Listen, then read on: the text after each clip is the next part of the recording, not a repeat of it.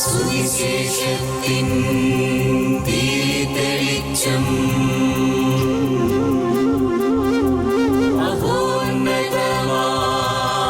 ആത്മാർപ്പണം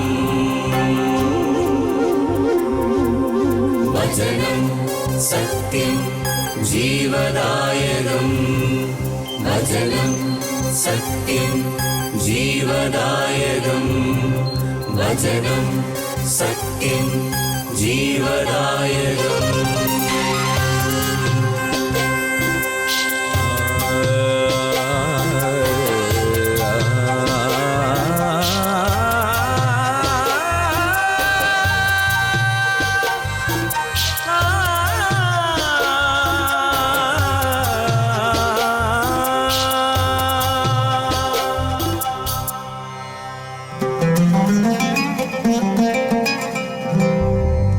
അധ്വാനിപ്പവർത്തൻ സിരകളിലൊഴുകും ജീവൻ പകരും ദിവ്യഭോജനം.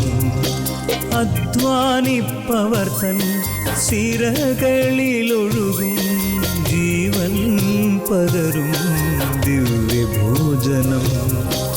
അതിരുകൾ ഭേദിക്കും സ്നേഹത്തിൻ രശ്മികൾ ഞങ്ങളെ ഉണർത്തുന്ന പുതിയ പ്രഭാതം. അതിരുകൾ ഭേദിക്കും സ്നേഹത്തിൻ രശ്മികൾ ഞങ്ങളെ ഉണർത്തുന്ന പുതിയ പ്രഭാതം. മന്ന മന്ന മന്ന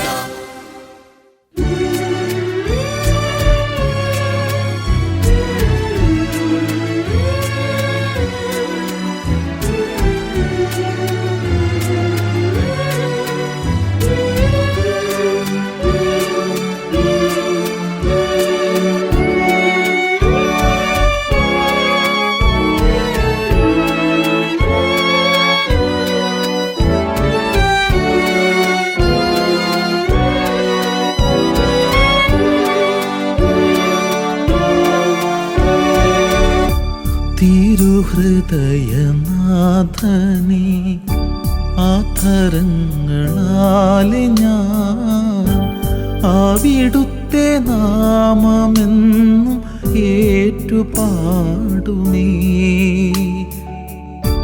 തിരുഹൃദയനാഥനേ, ആധരങ്ങളാലെ ഞാൻ അവിടുത്തെ നാമമെന്നും ഏറ്റുപാടുമേ.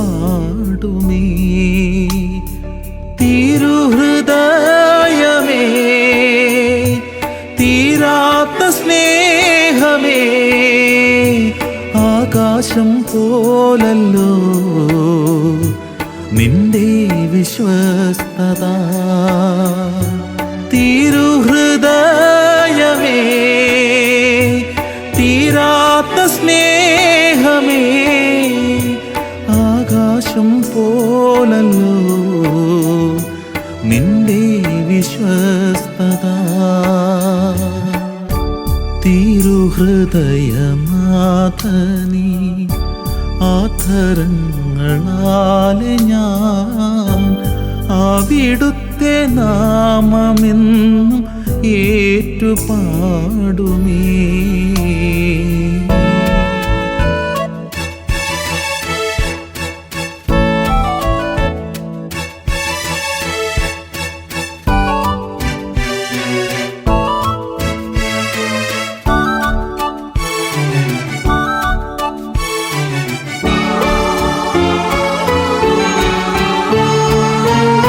സ്നേഹം മാത്രം ധാരധാരയായി പെയ്തിടും മേഘം പോലെ യേശുവേ നിൻ മുന്നിൽ വന്നല്ലോ. നേർത്തരോദനം കാതോർത്തു കേട്ടു നീ, ആർദ്രഭാവങ്ങൾ പേരോടെ കണ്ടു നീ.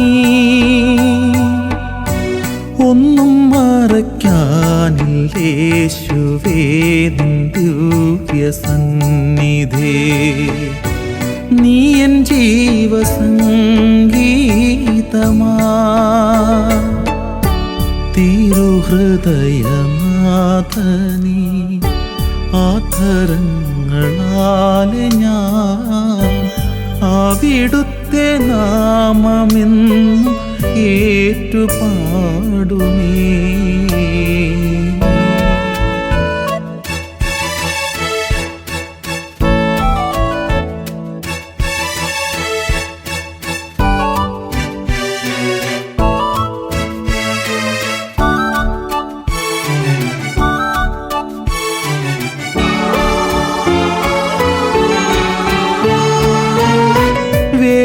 ഗ്രന്ഥത്താളിൽ നിന്നെ കണ്ടുവെങ്കിലും ആദ്യമായി അനുഭവിച്ചതോ ഈ ഓസ്തിയിൽ ഉമ്മ നൽകവേ അമ്മ നൽകിയ ആദ്യ പാഠങ്ങൾ, ആത്മദീപങ്ങൾ. ആർക്കും മായ്ക്കാൻ കഴിഞ്ഞിടാത്ത ദിവ്യപുണ്യമാ ആയുഷ്കാലം കാത്തുപോരും ഞാൻ. തിരുഹൃദയനാഥനേ, ആധരങ്ങളാലെ ഞാൻ അവിടുത്തെ നാമമെന്നും ഏറ്റുപാടുമേ. തിരുഹൃദയനാഥനേ, ആധരങ്ങളാലെ ഞാൻ അവിടുത്തെ നാമമെന്നും ഏറ്റുപാടുമേ. തിരുഹൃദയമേ, തീരാത്ത സ്നേഹമേ, ആകാശം പോലല്ലോ നിന്റെ വിശ്വസ്തത. തിരുഹൃദയമേ, തീരാത്ത സ്നേഹമേ, ആകാശം പോലല്ലോ നിന്റെ വിശ്വസ്തത. തിരുഹൃദയനാഥനേ, ആധരങ്ങളാലെ ഞാൻ അവിടുത്തെ നാമമെന്നും ഏറ്റുപാടുമേ.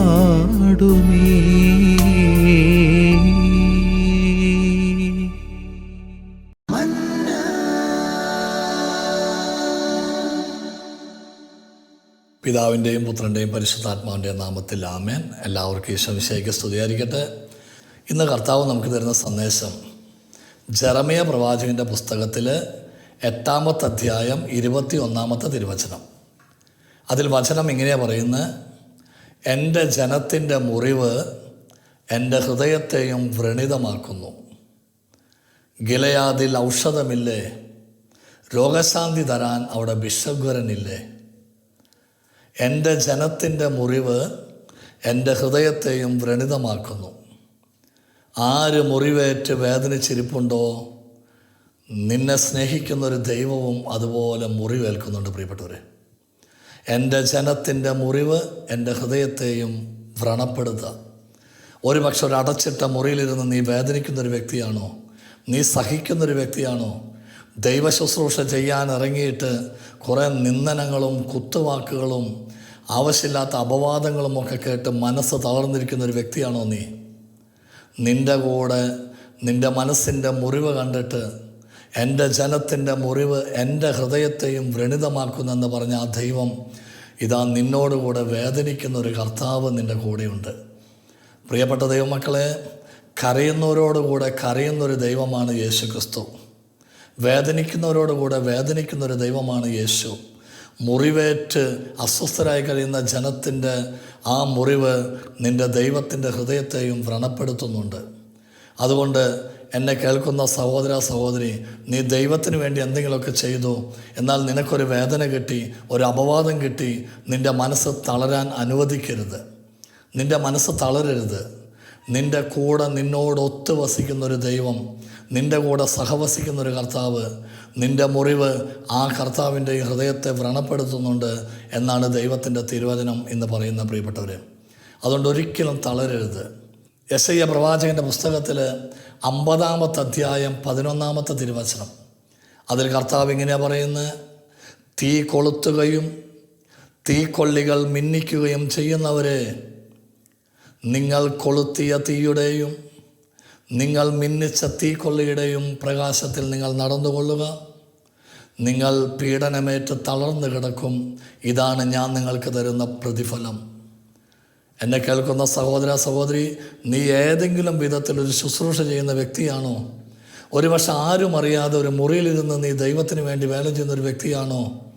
നീ ഏതെങ്കിലുമൊക്കെ ധ്യാനമന്ദിരങ്ങളിലോ പള്ളിയിലോ എവിടെയെങ്കിലുമൊക്കെ നീ കർത്താവിൻ്റെ മഹത്വത്തിന് വേണ്ടി എന്തെങ്കിലും ചെയ്തു കൂട്ടുന്നൊരു വ്യക്തിയാണോ? നീ തീ കൊളുത്തുന്നൊരു വ്യക്തിയാണ്. നീ തീ കത്തിക്കുന്നൊരു വ്യക്തിയാണ്. എന്താണ് തീ? ദൈവത്തിൻ്റെ പരിശുദ്ധാത്മാവ് അഗ്നിനാളങ്ങളുടെ രൂപത്തിൽ ശിഷ്യന്മാരിൽ വന്ന് നിറഞ്ഞില്ലേ? ജെറമിയ 23:29 കേട്ടിട്ടുണ്ടല്ലോ, എൻ്റെ വചനം അഗ്നിയാണെന്ന്. ഈ തീ കത്തിക്കുന്ന വ്യക്തിയാണ് നീ എങ്കിൽ, ഈ തീക്കൊള്ളികൾ മിന്നിക്കുന്ന വ്യക്തിയാണെങ്കിൽ, ആ പരിശുദ്ധാത്മാവിനെ ലോകം മുഴുവൻ കൊടുക്കുന്നൊരു വ്യക്തിയാണോ നീ? ഈശോ എന്താ പറഞ്ഞ്? ഞാൻ ഭൂമിയിൽ തീയിടാനാണ് വന്നിരിക്കുന്നത്. കേട്ടോ, ഞാൻ ഭൂമിയിൽ തീ ഇടാനാണ് വന്നിരിക്കുന്നത്. അത് ഇതിനോടകം കത്തിജ്വലിച്ചിരുന്നെങ്കിൽ മനുഷ്യ ജീവിതത്തിൽ അനാവശ്യമായതെല്ലാം കത്തിച്ചാമ്പലാക്കുന്ന ദൈവത്തിൻ്റെ പരിശുദ്ധാത്മാവിനെ കൊടുക്കാൻ ദൈവം നിയോഗിച്ചിരിക്കുന്ന ദൈവത്തിൻ്റെ സ്നേഹവാചനങ്ങളെ നീ കൊളുത്തിയ തീയിൻ്റെ പ്രകാശത്തിൽ, ആ പരിശുദ്ധാത്മാവിൻ്റെ വഴിയിൽ, ആ ശോഭയിൽ, ആ അനുഗ്രഹത്തിൽ നീ നടന്നുകൊള്ളുക. പക്ഷെ പറയുക, നീ പീഡനമേറ്റ് തളർന്നു കിടക്കും കേട്ടോ. നിനക്ക് കഷ്ടപ്പാടൊക്കെ ഉണ്ടാവും, നിനക്ക് മുറിവൊക്കെ ഉണ്ടാവും, നീ ചെയ്യാത്ത തെറ്റിനൊക്കെ വേദനിക്കേണ്ടി വരും. എല്ലാവരും ഒന്നടക്കം നിൻ്റെ മേൽ കിടന്ന് ആക്രമിക്കും, നിന്നെ നീചനെന്ന് മുദ്ര കുത്തും, നീ ചെയ്യാത്ത തെറ്റിന് നിന്നെ വലിച്ചിഴയ്ക്കും, നീ പീഡനമേറ്റ് തളർന്നു കിടക്കും. അതാണ് ഞാൻ നിനക്ക് ഈ ഭൂമിയിൽ തരുന്ന പ്രതിഫലം. എന്നാൽ സ്വർഗത്തിൽ നിനക്കൊരു പ്രതിഫലം വെച്ചിട്ടുണ്ട് പ്രിയപ്പെട്ടവരെ. എനിക്കറിയാം, ഇന്ന് കത്തോലിക്ക സഭയിൽ അനേകം വൈദികരും സിസ്റ്റേഴ്സും അൽമായ ശുശ്രൂഷകരും ഒത്തിരി വേദനിച്ച് ശുശ്രൂഷ ചെയ്യുന്നുണ്ട് പ്രിയപ്പെട്ടവർ. 10-30ഓളം വർഷങ്ങളായി ഞാൻ ദൈവവചനം പ്രസംഗിക്കുക എൻ്റെ കർത്താവിൻ്റെ കാരുണ്യത്തിൽ. നോർത്ത് ഇന്ത്യയിൽ പല സ്ഥലത്തും ഞാൻ പോണതാ. അരുണാചൽ പ്രദേശ് പോവാ ഇപ്പോൾ ഈ മാസം. ആസാം, ഒറീസ, ജാർഖണ്ഡ്, ഛത്തീസ്ഗഡ്, മധ്യപ്രദേശ്, ഡൽഹി, ഹരിയാന, ഉത്തർപ്രദേശ്, രാജസ്ഥാൻ, പഞ്ചാബ്, പല സ്ഥലങ്ങളിലും എൻ്റെ കർത്താവ് എന്നെ കൊണ്ടുപോയി. പ്രിയ മക്കളെ, ഞാനൊരു സംഭവം ഓർക്കുക.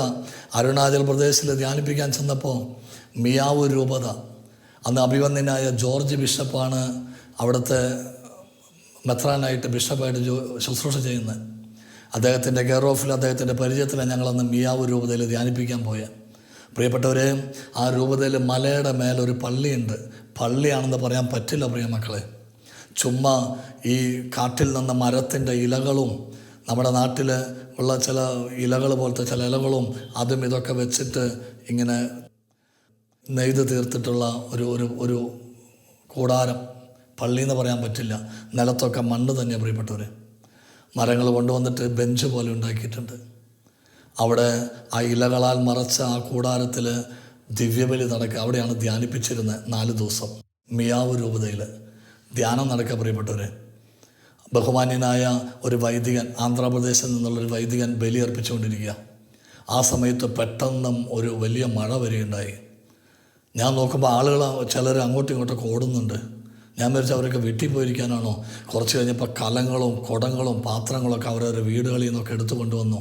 എന്നിട്ട് ഞാൻ കണ്ടു പ്രിയജനമേ, ആ ബലിവേദിയിൽ, ആ അൾത്താരയിൽ, ആ ബലിപീഠത്തിൽ ഈ കുടങ്ങളും പാത്രങ്ങളൊക്കെ 2-3 നിരത്തി വെച്ചു. അവർക്കറിയാം എവിടെയാണ് ആ ചോരുന്നത്. ആ ചോരുന്ന സ്ഥലത്തേക്ക് കുടങ്ങളും പാത്രങ്ങളൊക്കെ നീക്കി വെച്ചു. ആ വൈദികൻ ദിവ്യബലി നിർത്തിയില്ല, ബലി തുടർന്നുകൊണ്ടിരുന്നു. ഞാൻ കണ്ടു അച്ഛൻ്റെ മേലും ആ വിശുദ്ധ വസ്ത്രത്തിലൊക്കെ മഴ വന്ന് വെള്ളം ചോർന്നുകൊണ്ടിരിക്കുക പ്രിയപ്പെട്ടവരെ. മഴ വന്ന് വെള്ളം ചോർന്നുകൊണ്ടിരിക്കുക. നിൽക്കുന്ന ജനങ്ങൾ പ്രതീക്ഷിക്കാത്ത മഴ. അങ്ങോട്ടും ഇങ്ങോട്ടൊക്കെ ജനം മാറി നിൽക്കുന്നുണ്ട്. പക്ഷേ വൈദികൻ അങ്ങോട്ടും ഇങ്ങോട്ടും മാറിക്കാൻ പറ്റുമോ? ആ ബലിപീഠത്തിന് മുമ്പിൽ നിന്ന് കർത്താവിൻ്റെ ദിവ്യബലി ഒരുക്കുക. അദ്ദേഹം ദിവ്യബലി നടത്തിക്കൊണ്ടിരിക്കുക. അവിടെ വെച്ച് ഞാൻ കേട്ടു, പ്രിയജനമേ, ലോകം മുഴുവന് വേണ്ടി പ്രാർത്ഥിക്കുന്നൊരച്ഛൻ, ലോകം മുഴുവന് വേണ്ടി മധ്യസ്ഥം പ്രാർത്ഥിക്കുന്നൊരു വൈദികൻ, ആ ദിവ്യബലി അർപ്പിക്കപ്പെടുന്നത്, ഒരു ദിവ്യബലി അർപ്പിക്കുന്നത് ആ ബലിയിൽ സംബന്ധിച്ചുകൊണ്ടിരിക്കുന്ന വിശ്വാസികളായ ദൈവമക്കൾക്ക് വേണ്ടി മാത്രമല്ല പ്രിയപ്പെട്ടവരെ. അർപ്പിക്കുന്ന വൈദികന് വേണ്ടി മാത്രമല്ല, ഒരു ക്രിസ്ത്യാനിക്ക് വേണ്ടി മാത്രമല്ല, ഒരു പ്രത്യേക സഭാവിഭാഗത്തിന് വേണ്ടി മാത്രമല്ല ഒരു വൈദികൻ ബലിയർപ്പിക്കുന്നത്. ക്ലേശിതരും ദുഃഖിതരും ദരിദ്രരും പീഡിതരും രോഗികളും ആകുലരുമായ എല്ലാവർക്കും വേണ്ടി, ക്ലേശിതരും ദുഃഖിതരും ദരിദ്രരും പീഡിതരും രോഗികളുമായ എല്ലാവർക്കും വേണ്ടി, ഒരു പ്രത്യേക ക്രിസ്ത്യാനിക്ക് വേണ്ടി മാത്രമോ ഒരു മാമോദീസ മുങ്ങിയ ഒരു വ്യക്തിക്ക് വേണ്ടിയോ മാത്രമല്ല ദൈവമക്കളെ ഇന്ന് ലോകത്ത് ലക്ഷക്കണക്കിന് ദിവ്യബലി അർപ്പിച്ചുകൊണ്ടിരിക്കുന്നത്. എല്ലാവർക്കും വേണ്ടി, ഭരണകർത്താക്കൾക്ക് വേണ്ടി, നാനാജാതി മതസ്ഥർക്കും വേണ്ടി ഒരുക്കുന്ന ദിവ്യബലി അച്ഛൻ, പ്രിയജനമേ, അവിടെ നിന്ന് മാറിയില്ല. നനഞ്ഞ് കുതിർന്ന് ആ വൈദികൻ ബലിയർപ്പിച്ചു. പ്രിയപ്പെട്ട ജനമേ, ഇന്ന് അനേകം വൈദികരും സന്യസ്തരും അൽമായ ശുശ്രൂഷകരും മറ്റു മതങ്ങളിലും പെട്ട അനേകർ ഇന്ന് യേശുക്രിസ്തുവിനെ സ്നേഹിക്കുന്നുണ്ട്. സ്നേഹമുള്ളവരെ, യേശുവിന് വേണ്ടി ശുശ്രൂഷ ചെയ്യുന്നുണ്ട്. ഞാൻ അവരെയൊക്കെ ആദരിക്കുന്നു കേട്ടോ. അവരോട് പറയാനുള്ളൊരു സന്ദേശം ഇതാണ്: നീ ശുശ്രൂഷ ചെയ്തിട്ട് നിനക്ക് പ്രതിഫലമൊന്നും കിട്ടിയില്ലേ ഈ ഭൂമിയിൽ? നീ ശുശ്രൂഷ ചെയ്തിട്ട് വേദനിച്ചോ? ചെയ്യാത്ത തെറ്റിന് കുറ്റപ്പെടുത്തിയോ നിന്നെ? പലരും നിന്നെ ഇതാ യേശുക്രിസ്തുവിനെ വലിച്ചരച്ച് കൊണ്ട് നടന്ന പോലെ കൊണ്ടു നടന്നോ? നീ തളരരുത്, നീ വിഷമിക്കരുത്. നിൻ്റെ മുറിവിനോട് കൂടെ, നിൻ്റെ മുറിവ് കണ്ടിട്ട്, നിൻ്റെ വേദന കണ്ടിട്ട് നിന്നോടൊപ്പം സഹതപിക്കുന്നൊരു കർത്താവുണ്ട്, നിന്നോടൊപ്പം വേദനിക്കുന്നൊരു ദൈവമുണ്ട്. അതാ ദൈവം പറഞ്ഞ് ജെറമ്യാ പ്രവാചകൻ്റെ പുസ്തകത്തിൽ കേട്ടില്ലേ, 8-ാം അധ്യായം 21 എൻ്റെ ജനത്തിൻ്റെ മുറിവ് എൻ്റെ ഹൃദയത്തെയും വ്രണിതമാക്കുന്നു. നിങ്ങൾക്കറിയോ, ആ മിയാവ് രൂപതയിൽ ആ മലയുടെ മേലെ 4 ദിവസത്തെ ധ്യാനമായിരുന്നു. ഞാനും എൻ്റെ കൂടെ 2 സഹോദരന്മാരുണ്ടായിരുന്നു. പ്രിയപ്പെട്ടവരെ, പ്രിയജനമേ, ആ വൈദികനും ഞങ്ങളുടെ കൂടെ ആ ആദിവാസികളായ ദൈവമക്കളുടെ കൂടെയാണ് താമസിച്ചിരുന്നത്. നിങ്ങൾക്ക് കേൾക്കണോ, അവിടെ കുളിക്കാൻ വെള്ളമില്ല. 4 ദിവസം കുളിച്ചില്ല പ്രിയപ്പെട്ടവരെ. ഞങ്ങളോടൊപ്പം ആ വൈദികനും ആ അഭിഷിക്തനും എന്ത് ലഭിക്കാനാ സ്നേഹമുള്ളവർ? എന്ത് പ്രതിഫല ലോകത്തിൻ്റെ മുമ്പിൽ കിട്ടുന്നത്? എന്നാൽ ആരുമറിയാത്ത രഹസ്യമായൊരു പ്രതിഫലമുണ്ട് കേട്ടോ. ആരുമറിയാത്ത രഹസ്യമായൊരു പ്രതിഫലമുണ്ട്. ആ അച്ഛനും ഞങ്ങളുടെ കൂടെ തന്നെയാണ്. എന്താ ഭക്ഷണം കിട്ടിയിരുന്ന അവിടെ? കണ്ട ഇലകളും കായ്കളും ഒക്കെ അവർ കൊണ്ടുവന്ന് അത് വേവിച്ച് ഇത്തിരി ഉപ്പിട്ട് തരും പ്രിയപ്പെട്ടവരെ. അത് കഴിച്ചിരുന്നു ഞങ്ങൾ. ആ 4 ദിവസം കുളിക്കാൻ പറ്റിയിട്ടില്ല. എന്തിനായി പീഡനങ്ങളേറ്റ് വേദനിച്ച് കഴിയുന്നത്? എന്ത് കിട്ടാനാ? എന്താണ് പ്രതിഫലം? നാട്ടുകാരുടെ ആട്ടും തുപ്പും കേട്ട് ഇതുപോലെ അറിവില്ലാത്ത ജനം ഇന്നും നിന്ദിച്ചു കൊണ്ടിരിക്കുക സഭയെ. പ്രിയപ്പെട്ട ദൈവമക്കളെ, എനിക്കറിയാം സത്യങ്ങൾ. അനേകം വൈദികർ വണ്ടിയില്ലാത്ത ആ ചില സ്ഥലങ്ങളിൽ നടന്നു പോകും പ്രിയപ്പെട്ടവർ. റോഡ് ഉണ്ടാക്കിയിട്ട് പോയിട്ട് ധ്യാനിപ്പിച്ചിട്ടുണ്ട് ഞങ്ങൾ. റോഡില്ലാത്ത റോട്ടിൽ അവിടെ നിന്ന് ആ ചെടികളൊക്കെ പറിച്ച് ആളുകളിങ്ങനെ, അവിടെ വണ്ടിയൊന്നുമില്ല ആർക്കും. ചില സ്ഥലങ്ങളിൽ ഞാൻ ചെന്നൊരു സ്ഥലം അരുണാചൽ പ്രദേശിൽ ചൈന ബോർഡർ 2 കിലോമീറ്റർ നടന്നു പോയാൽ മതി, ചൈന ബോർഡർ. ആ സ്ഥലത്ത് സഭ വ്യാപിച്ചു കൊണ്ടിരിക്കുക കേട്ടോ. കത്തോലിക്ക സഭ വ്യാപിച്ചു കൊണ്ടിരിക്കുക. അതിനൊന്നും തകർക്കാൻ ഈ ഭൂമിയിൽ ആർക്കും പറ്റില്ല. കാരണം അത് കർത്താവിൻ്റെയാണ്. സാവൂൾ സഭേനെ വേദനിപ്പിച്ചപ്പോൾ കർത്താവ് എന്താ ചോദിച്ചത്? സാവൂൾ, നീ എന്തിനാ എന്നെ പീഡിപ്പിക്കുന്നത്? നീ എന്നെ പീഡിപ്പിക്കുന്നത്? അവിടെയുണ്ട് ഇടവക, അവിടെയുണ്ട് പ്രിയപ്പെട്ടവരെ ഇടവക, അവിടെയുണ്ട് ആ പള്ളിയിലെ കൈക്കാരന്മാരും കാര്യങ്ങളൊക്കെ. എൻ്റെ സ്നേഹ ബഹുമാന ദൈവമക്കളെ, എനിക്ക് അത്ഭുതം തോന്നി ദൈവത്തിൻ്റെ ഒരു പ്രവർത്തനം. അവിടെയെല്ലാം ചെന്ന് പ്രസംഗിക്കുന്നത് ഒരു മതം മാറാനോ അല്ലെങ്കിൽ നിങ്ങൾ മാമോദീസ മുങ്ങാനോ ഒന്നല്ല പ്രിയപ്പെട്ടവർ. അവിടെ ചെന്നിട്ട് ആകെ പറയാനുള്ളത് ഇതാ: യേശു ക്രിസ്തു നിങ്ങൾക്കായിട്ട് ജനിച്ചിട്ടുണ്ട്.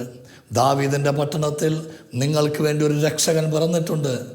അവൻ്റെ പേരാണ് യേശു. നാനാജാതി മതസ്ഥർക്കും വേണ്ടി അവൻ തൻ്റെ ജീവൻ ബലിയർപ്പിക്കാനായിട്ട് ഇതാ ദൈവം അയച്ച ദൈവത്തിൻ്റെ മകൻ. ആ യേശു ക്രിസ്തുവിൽ ആര് വിശ്വസിക്കുന്നവൻ രക്ഷ പ്രാപിക്കും. ആ യേശു ക്രിസ്തുവിൽ ആര് വിശ്വസിക്കുന്നവൻ സമാധാനത്തോടെ ജീവിക്കും. അവൻ്റെ ജീവിതം അനുഗ്രഹമായിട്ട് മാറും. ഈ ഭൂമിയിൽ അനുഗ്രഹം കിട്ടും അവന്. ഒപ്പം അവൻ മരിച്ചു പോയാലും പ്രിയജനമേ, അവന് വേണ്ടി ദൈവം ഒരു സ്ഥലം ഒരുക്കി വെച്ചിട്ടുണ്ട്. ഈ സന്ദേശം മാത്രം, മറ്റൊന്നും പറയാനില്ല പ്രിയപ്പെട്ടവർ. അതുകൊണ്ട് എൻ്റെ സ്നേഹ ബഹുമാന ജനമേ, ശുശ്രൂഷ ചെയ്യുന്ന ഏതെങ്കിലും ദൈവമക്കൾ ഈ ദൈവവചനം കേൾക്കുന്നുണ്ടെങ്കിൽ, ഈശോയ്ക്ക് വേണ്ടി എന്തെങ്കിലും വേല ചെയ്യുന്നവരുണ്ടെങ്കിൽ, ഒന്നുമില്ല, നാനാജാതി മതസ്ഥർക്കും വേണ്ടി കൈവിരിച്ച് പ്രാർത്ഥിക്കുന്ന ഏതെങ്കിലും മക്കൾ ഈ തിരുവചനം ശ്രവിക്കുന്നുണ്ടോ, നിങ്ങൾക്കുള്ള പ്രതിഫലം ദൈവം ഒരുക്കി വെച്ചിട്ടുണ്ട്. എന്നാൽ ഈ ഭൂമിയിൽ ഒരുപക്ഷെ നിങ്ങൾക്ക് വേദനയുണ്ടാകും. തീ കൊളുത്തുകയും തീ കൊള്ളികൾ മിന്നിക്കുകയും ചെയ്യുന്നവരെ, നിങ്ങൾ കൊളുത്തിയ തീയുടെ പ്രകാശത്തിൽ, നിങ്ങൾ മിന്നിച്ച തീ കൊള്ളിയുടെ പ്രകാശത്തിൽ നിങ്ങൾ നടന്നുകൊള്ളുക. നിങ്ങൾ പീഡനമേറ്റ് തളർന്നു കിടക്കും. പലരും നിങ്ങളെ തെറ്റിദ്ധരിക്കും, പലരും നിങ്ങളെ അപവാദം പറയും, പലരും നിങ്ങളെ കുറ്റപ്പെടുത്തും, ചെയ്യാത്ത തെറ്റിന് നിങ്ങളെ വേദനിപ്പിക്കും. നിങ്ങൾ പീഡനമേറ്റ് തളർന്നു കിടക്കും. ഇതാണ് ഞാൻ നിങ്ങൾക്ക് തരുന്ന പ്രതിഫലം. ഇതാണ്. അതുകൊണ്ട് എൻ്റെ പൊന്നു മക്കളെ, ഒരിക്കലും തളരരുത്. ദൈവം കാണുന്നുണ്ട് ഇതൊക്കെ. ഒരു പക്ഷേ എവിടെ ഇരുന്ന് നീ ശുശ്രൂഷ ചെയ്യുന്ന വ്യക്തിയായിക്കോട്ടെ, ഒരു സഹോദരൻ ഒരിക്കൽ എന്നോട് പങ്കുവെച്ചു, ദൈവവചനം ലോകം മുഴുവൻ വ്യാപരിക്കാൻ വേണ്ടി അദ്ദേഹം അടച്ചിട്ട മുറിയിൽ ഇരുന്ന് ദൈവത്തിന് വേണ്ടി വേല ചെയ്യുന്നുണ്ട്, തമ്പുരാന് വേണ്ടി ശുശ്രൂഷ ചെയ്യുന്നുണ്ട്. ആരും അറിയുന്നില്ല കേട്ടോ, ആരും അറിയുന്നില്ല. ഒരാൾ പ്രോത്സാഹിപ്പിക്കാൻ പോലും ഇല്ല. വേണ്ട, രഹസ്യങ്ങൾ അറിയുന്ന നിൻ്റെ ദൈവം നിനക്ക് പ്രതിഫലം തരും. ദൈവമെല്ലാം കാണുന്നുണ്ട്.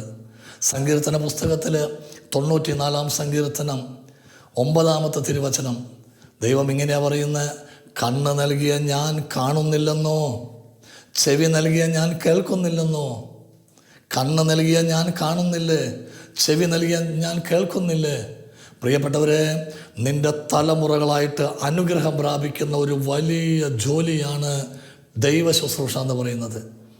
നിനക്ക് മുറിവേൽക്കേണ്ടി വരും, നിനക്ക് അടി കൊള്ളേണ്ടി വരും, നിന്നെ ചിലപ്പോൾ കൊന്നേക്കാൻ ചിലർ.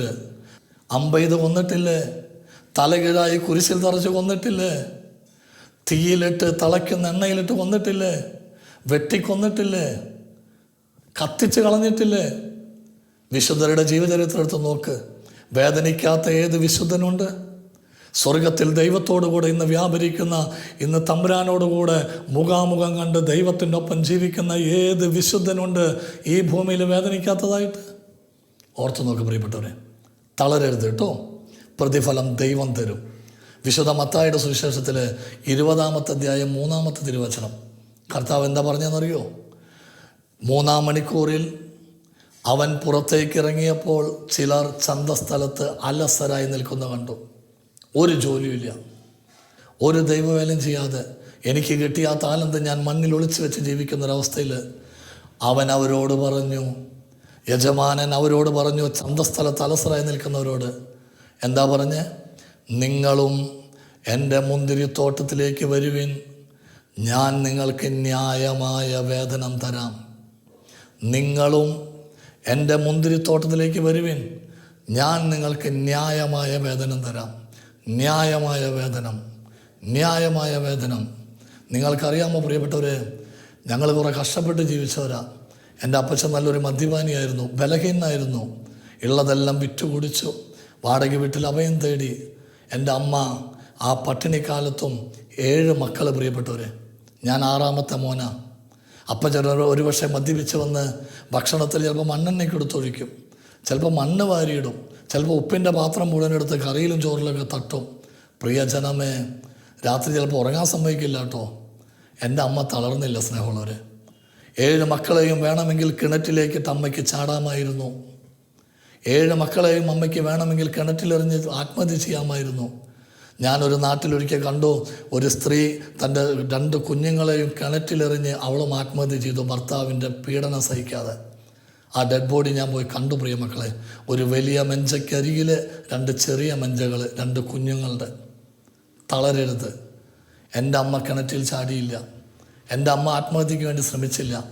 പാതിരാത്രി ആ മാറാമ്പല പിടിച്ച കരി പിടിച്ച കുരിശുരൂപത്തിൻ്റെ മുകളിൽ ഒരു കുരിശുരൂപം ഇരിപ്പുണ്ട്, എനിക്ക് ഓർമ്മയുണ്ട്. ഞാൻ ചെറുതാന്ന് ആ കുരിശുരൂപത്തിൻ്റെ മുമ്പിലിരുന്ന് മുട്ടുകുത്തി ഒരു കീറിപ്പറിഞ്ഞ ബൈബിളും തുറന്നു വെച്ച് കൈ വിരിച്ച് പിടിച്ച് കർത്താവിൻ്റെ മുമ്പിലിരുന്ന് കരഞ്ഞ് പ്രാർത്ഥിച്ചത് ഞാൻ കണ്ടിട്ടുണ്ട് പ്രിയമക്കളെ. ആ പ്രാർത്ഥന ഞാൻ കേട്ടിട്ടുണ്ട്. ദൈവമേ, എൻ്റെ മക്കൾ നശിക്കരുത്, ഈ ഭൂമിയിൽ ആരും നശിക്കരുത്, എന്നെപ്പോലെ വേദനിക്കുന്ന അനേകരുണ്ട് ദൈവമേ, അവരെ അനുഗ്രഹിക്കണം. വീടില്ലാത്തവരുണ്ട്, തകർന്നു കിടക്കുന്നവരുണ്ട്, മദ്യപാനം പോലെ വളരെ തെറ്റായ ജീവിത അവസ്ഥയിൽ പെട്ടിട്ട് ബലഹീനതയിൽപ്പെട്ട് വേദനിച്ച് കഴിയുന്ന കുടുംബങ്ങളുണ്ട് ദൈവമേ. അനേകർ ഭാര്യാഭർത്ത ബന്ധം ഭിന്നിച്ച് കിടപ്പുണ്ട്, ഒത്തിരി കുടുംബങ്ങൾ തകർന്നിട്ടുണ്ട്. അവരെയെല്ലാം നീ അനുഗ്രഹിക്കണേ, കൂട്ടത്തിൽ എൻ്റെ കുടുംബത്തെ അനുഗ്രഹിക്കണേ. പ്രിയപ്പെട്ട ദൈവജനമേ, ഈ സുവിശേഷ പ്രസംഗത്തിൻ്റെ വേദിയിൽ നിന്നുകൊണ്ട് ഞാൻ പറയാം, എൻ്റെ അമ്മേനെ ഞാൻ ഓർക്കുക. തളർന്നില്ല, ആത്മഹത്യക്ക് വേണ്ടി ശ്രമിച്ചില്ല, മക്കൾക്ക് വേണ്ടി പ്രാർത്ഥിച്ചു, ദൈവജനത്തിന് വേണ്ടി കൈവിരിച്ചു, മധ്യസ്ഥം പ്രാർത്ഥിച്ചു.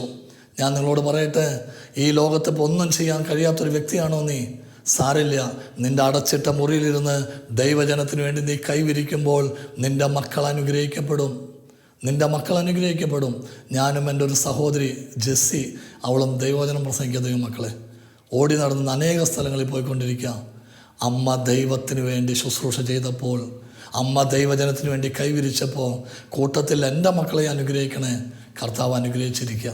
തളരരുത് കേട്ടോ, വൈദികരെ തളരരുത്, ശുശ്രൂഷ ചെയ്യുന്ന അഭിഷിക്തരെ തളരരുത്. ദൈവരാജ്യത്തിന് വേണ്ടി ഷണ്ഡത്വം സ്വീകരിച്ചുകൊണ്ട് വിവാഹം വേണ്ട, കുടുംബം വേണ്ട, എല്ലാം ഇട്ടെറിഞ്ഞ് പ്രിയ ജനമേ, പ്രിയ വൈദികരെ, അഭിഷിക്തരെ, പ്രിയ സിസ്റ്റേഴ്സ്, ഈശോയുടെ മണവാട്ടിയായിട്ട് ശുശ്രൂഷ ചെയ്യുന്ന ലക്ഷക്കണക്കിന് സിസ്റ്റേഴ്സ്, ലക്ഷക്കണക്കിന് ദൈവ ശുശ്രൂഷകരെ, നാനാജാതി മതത്തിൽപ്പെട്ട യേശുവിൽ വിശ്വസിക്കുന്ന പലരും ഇന്ന് ഈശോയ്ക്ക് ഓടി നടക്കുന്നുണ്ടോ? അവരെയെല്ലാം ഓർത്ത് ഈശോ പറയുക, നീ തളരരുത്, നീ വേദനിക്കരുത്. യെശയ്യാ പ്രവാചകൻ്റെ പുസ്തകത്തിൽ 1:9 എന്താ പറഞ്ഞെന്നറിയോ? സൈന്യങ്ങളുടെ കർത്താവ് പറയാണ്, ഈ ലോകത്തിൽ അനേകർ ദൈവത്തിന് വേണ്ടി വേല ചെയ്യുന്നത് കൊണ്ടൊക്കെയാണ്, അനേകർ തമ്പുരാന് വേണ്ടി ബലി അർപ്പിക്കുന്നത് കൊണ്ടൊക്കെയാണ് പ്രിയപ്പെട്ടവരെ ഈ രാജ്യത്തെയും ദൈവം സോദോമിനെ പോലെ ഗൊമോറയെ പോലെ ശിക്ഷിക്കാത്തത്. സൈന്യങ്ങളുടെ കർത്താവ് പറയുന്നൊരു വചനമാണ്, അനേകർക്ക് വേണ്ടി നീ ബലി അർപ്പിച്ചില്ലേ, അനേകർക്ക് വേണ്ടി പ്രാർത്ഥിച്ചില്ലേ? ഇതുപോലെയുള്ള ചിലരെ ദൈവം തിരഞ്ഞെടുത്തില്ലായിരുന്നുവെങ്കിൽ, കർത്താവിന് ശുശ്രൂഷ ചെയ്യുന്ന ചിലർ ഈ ഭൂമിയിൽ ഇല്ലായിരുന്നുവെങ്കിൽ ദൈവം കത്തിച്ച് കളഞ്ഞേനെ സോദോമിനെ പോലെ ഗൊമോറയെ പോലെ. അതുകൊണ്ട് ഈ കത്തിക്കാത്തതിൻ്റെ കാരണം, ഈ രാജ്യം നശിപ്പിക്കാത്തതിൻ്റെ കാരണം, ദൈവത്തിന് വേണ്ടി ശുശ്രൂഷ ചെയ്യുന്ന, ആരും അറിയാതെ ദൈവവേല ചെയ്യുന്ന അനേകരുണ്ട്. അവരെ ഓർത്ത് ഞാൻ ഈ സമയം നന്ദി പറയാം എൻ്റെ ദൈവത്തിന്. തളരരുത് കേട്ടോ, വേദനിക്കരുത് കേട്ടോ, ശക്തി സംഭരിക്കുക. നീ കൊളുത്തിയ തീയിൻ്റെ പ്രകാശത്തിൽ നീ നടന്നോ. പരിശുദ്ധാത്മാവ് നിന്നെ വഴി നടത്തട്ടെ. നിൻ്റെ കർത്താവുണ്ട് നിൻ്റെ കൂടെ. കണ്ണടയ്ക്കാം, കൈകൾ കൂപ്പാം. ശുശ്രൂഷയിൽ നീ അലസത വേണ്ട. ഇറങ്ങ നിൻ്റെ തമ്പുരാന് വേണ്ടി. മരണം സംഭവിച്ചോട്ടെ, അപവാദം കേട്ടോട്ടെ, ആരെതിർത്തോട്ടെ, ഈശോ ഉണ്ട് നിനക്ക്. ഒരു സൈന്യം തന്നെ നിനക്കെതിരെ പാളയമടിച്ചാലും എൻ്റെ ഹൃദയം ഭയം അറിയുകയില്ല, കർത്താവിൻ്റെ കൂടെയുണ്ട്. പരിശുദ്ധ അമ്മ ഞങ്ങളെ സഹായിക്കണം. ദൈവവചനത്തിന് വേണ്ടി സമർപ്പിക്കാൻ ഞങ്ങളുടെ കുടുംബങ്ങളെ അനുഗ്രഹിക്കണമേ. നാനാജാതി മതസ്ഥരും രക്ഷ പ്രാപിക്കട്ടെ അമ്മേ. എല്ലാവരെയും അനുഗ്രഹിക്കണമെന്ന് പ്രാർത്ഥിക്കുന്നു. നിത്യം പിതാവും പുത്രനും പരിശുദ്ധാത്മാവുമായ സർവേശ്വര എന്നേക്കും ആമേൻ. ഈശോ മിശിഹായ്ക്ക് സ്തുതിയായിരിക്കട്ടെ. കുരിശ് രക്ഷയുടെ അടയാളമാണ്. സ്നേഹത്തിൻ്റെയും പങ്കുവെക്കലിൻ്റെയും മഹത്തായ അനുഭവം. ആ വലിയ രക്ഷയുടെ സാന്നിധ്യം നമ്മുടെ ജീവിതത്തെ സമ്പൂർണ്ണമാക്കട്ടെ. ഏവർക്കും ക്രിസ്തു സ്നേഹവും സമാധാനവും നേരുന്നു. പ്രാർത്ഥനയിൽ നമുക്ക് പരസ്പരം ഓർമ്മിക്കാം. നിങ്ങളുടെ അഭിപ്രായങ്ങളും നിർദ്ദേശങ്ങളും ഞങ്ങളെ അറിയിക്കാൻ മറക്കരുത്. eldroyvision.uae@gmail.com. ഞങ്ങളെ ഉണർത്തുന്ന പുതിയ പ്രഭാതം, അതിരുകൾ ഭേദിക്കും സ്നേഹത്തിൻ്റെ രശ്മികൾ. ഞങ്ങളെ ഉണർത്തുന്ന പുതിയ പ്രഭാതം. മന്ന